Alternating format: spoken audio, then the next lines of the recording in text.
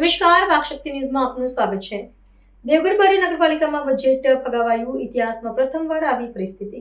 દેવગઢ બારી નગરપાલિકામાં બજેટ ફગાવાયું, ઇતિહાસમાં પ્રથમવાર આવી પરિસ્થિતિ। દેવગઢ બારી નગરપાલિકાની ત્રિમાસિક સામાન્ય સભામાં વર્ષ 2026-27નું બજેટ સભ્યો દ્વારા નામંજૂર કરાયું।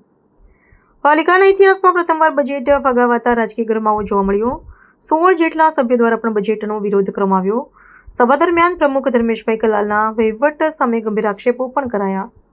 નગરના રોડ, પાણીની લાઇન અને સ્ટ્રીટ લાઇટ માટે નગરપાલિકાના ખર્ચે નિર્ણય પર વિરોધ થયો। હોળી તહેવાર પહેલા કર્મચારીઓને પગાર ચૂકવણીમાં વિલંબના મુદ્દે પણ ભારે ચર્ચા। કોન્ટ્રાક્ટરોના બિલોની ચૂકવણી અંગે પણ સભ્યો દ્વારા પ્રશ્નો ઉઠાવાયા। નગરના 100 ફૂટ ઊંચા રાષ્ટ્રધ્વજની લાઇટો બંધ હોવાનો મુદ્દો પણ સભામાં ગુંજ્યો। બજેટ નામંજૂર થતા હવે આગળની કાર્યવાહી અંગે ચર્ચાઓ શરૂ। રિપોર્ટર અબ્દુલ રઝાક મંસૂરી, દેવગઢ બારિયા।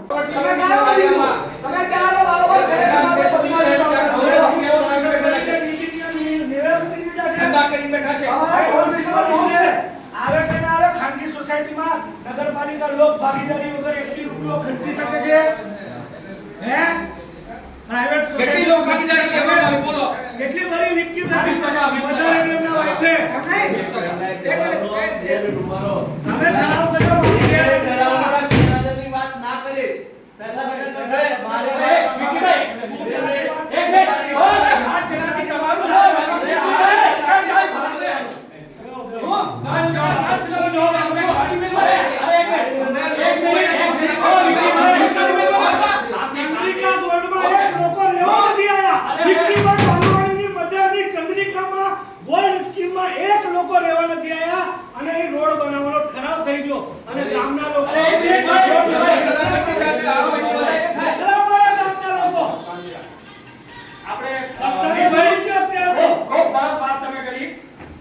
લાલા પાર્કની સોસાયટી બની એના રોડ રસ્તા ને લાઈટ ભૂતકાળની ભાગીદારી છે ભાઈ એની વાત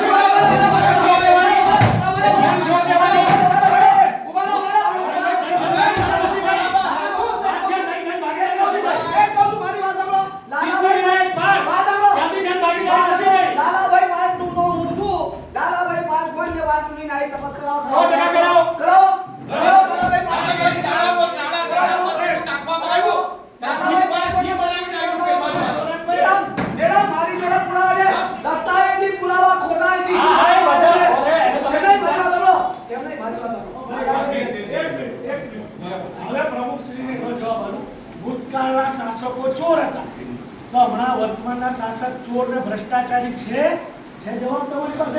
ભૂતકાળમાં તો પૈસા વાપરી નાખ્યા ખાનગી સોસાયટીઓમાં, શાસકો ચોર હતા બધા, પણ આપણે બધા ચોર છીએ ને તો તમે ખરાબ કર્યો ભૂતકાળવાળાએ ખોટું કર્યું કે તમે ખોટું કરો છો?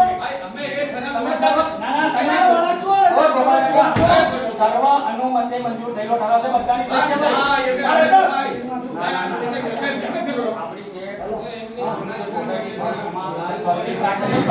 અને બધાની સર્વસંમત છે તમારી જન ભાગીદારી પેલા સ્વસ્તિક પાછળ રોડ દહો નથી જન ભાગીદારી આવે છે પણ ટેક્સ ભરે છે એટલે જન ભાગીદારીમાં નહીં પડી અને લોકોને પ્રાથમિક સુવિધાના અભાવના કારણે પ્રાથમિક સુવિધા એ તમામ સર્વે અનુમતે મંજૂર કરેલો છે। દેવગઢ બારિયા નગરપાલિકાની સામાન્ય સભા 10:45ના રોજ નગરપાલિકાના અધ્યક્ષ શ્રી ધર્મેશભાઈ કલાલના અધ્યક્ષસ્થાને યોજાઈ। એમાં આમો લોકોએ અસહમતિ દર્શાવી છે। ગામના જે મુદ્દાઓ હતા, મુખ્ય મુદ્દાઓ, એની અંદર કેમ કે ભાઈ નથી પ્રજાજનોને પાયાની જરૂરિયાત મળતી, નથી પાણીની સુવિધા મળતી, નથી સફાઈની સુવિધા મળતી કે નથી લાઇટની સુવિધા મળતી। એમાં પ્રજાજનોના ટેક્સનો દુરુપયોગ થઈ રહ્યો છે અને પ્રજાને ઘોર અન્યાય થઈ રહ્યો છે। એના માટે અમે અમારી અસહમતિ આજે દર્શાવી છે। અમે એવું વિચારીએ છીએ કે નગરપાલિકાના સદસ્યો નગરપાલિકા ચલાવે છે કે નગરપાલિકાના કર્મચારીઓ નગરપાલિકા ચલાવે છે એ અમને સમજણ પડતી નથી। પ્રજા ટેક્સ ચૂકવે છે, એની સામે સુવિધા આપે, પ્રજાનું સ્વાસ્થ્ય જળવાઈ રહે, લાઇટની સુવિધા મળે। પવિત્ર રમઝાન મહિનો ચાલી રહ્યો છે, નગરપાલિકાના અમારા લઘુમતી વિસ્તારની અંદર પાયાની જરૂરિયાતો છે, જે સફાઈ થવી છે રેગ્યુલર, એ પણ નથી થતી।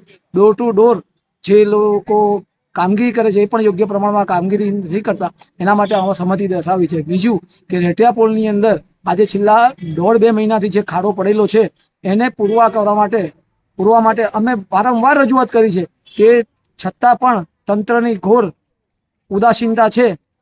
એ કેમ છે એમને સમજણ નથી પડતી.